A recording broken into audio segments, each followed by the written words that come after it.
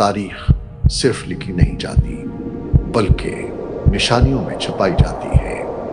तीन सहीफों में सल्तनतों को इंसान नहीं दरिंदों की शक्ल में दिखाया गया, एक शेर, एक रीछ, एक खौफनाक महबूब और फिर जमीन से निकलने वाला एक दरिंदा। सवाल ये है, क्या ये सिर्फ अलामतें थीं या इंसानी तारीख का सबसे खतरनाक राज? कदीम दुनिया में ताकत को जानवरों की जबान में बयान किया जाता था। बुक ऑफ दानियल में सल्तनती दरिंदों की शक्ल में जाहिर होती हैं। बुक ऑफ रेवलेशन में एक समंदरी दरिंदा दुनिया पर हुकूमत करता है और कुरान में जिक्र होता है ताब दौलर्स का। हजरत अलिफ नून बी अलिफ लाम अलैहिस्सलाम के ख्वाब में चार असीम दरिंदे समंदर से निकलते हैं। पहला दरिंदा शेर की मानिंद था। ये था नियो बेबीलोनियन एम्पायर, ताकत, गिरफ्तार और गलबा।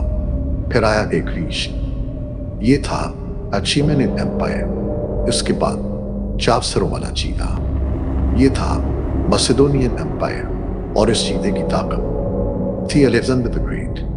लेकिन फिर एक ऐसा दरिंदा आया जिसकी कोई मिसाल नहीं थी। लोहे के दांत, तबाहकुन ताकत और पूरी दुनिया पर गलबा। ये था रोमन एम्पायर। फिर मकाशिफा की किताब में एक और दरिंदा जाहिर होता है, समंदर से निकलने वाला दरिंदा, 7 सर, 10 सींग और गूर से भरी आवाज। ये दरिंदा सिर्फ हुकूमत नहीं करता बल्कि अकायद को भी कंट्रोल करता है। बहुत से मौरखीन के मुताबिक ये अलामत थी रोमन एम्पायर की। लेकिन फिर जमीन से एक और दरिंदा निकलता है। इसके सींग एक मासूम भेड़ की तरह हैं, लेकिन उसकी आवाज अजदे जैसी है। साहिर में पाकीज़गी लेकिन हकीकत में धोखा। एक ऐसी ताकत जो लोगों के ज़हनों पर हुकूमत करती है। कुरान में सूरह नमल के अंदर एक अजीम निशानी का जिक्र है, ताब दौलर्स, एक ऐसी हस्ती जो जमीन से निकलेगी और इंसानों से बात करेगी।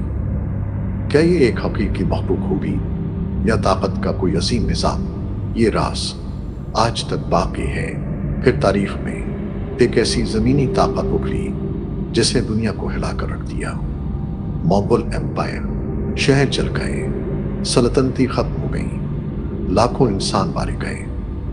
ये इंसानी तारीख की सबसे बड़ी जमीनी सल्तनत थी। कुछ लोग इसे ताब दौलर्स की अलामती शक्ल समझते हैं, लेकिन हकीकत क्या है, ये सवाल आज भी बाकी है।